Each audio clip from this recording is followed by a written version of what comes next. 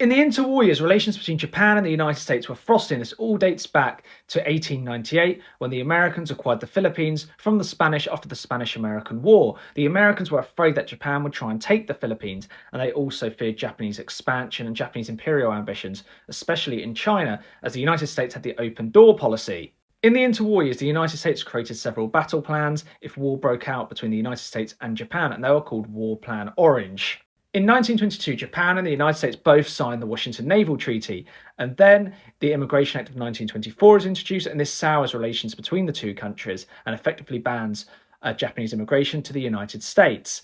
However, in 1925, the Institute of Pacific Relations is set up, and this is basically civilians trying to improve relations between the two countries.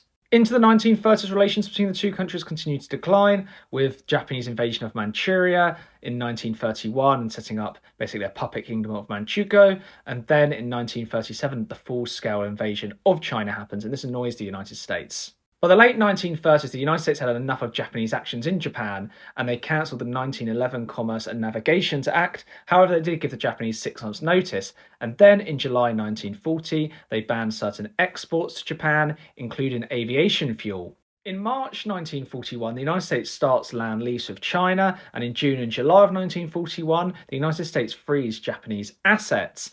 And then in November 1921, the United States demands that Japan leaves Indochina and also China as well, including Manchuria. And then, of course, the next month, Pearl Harbor happens.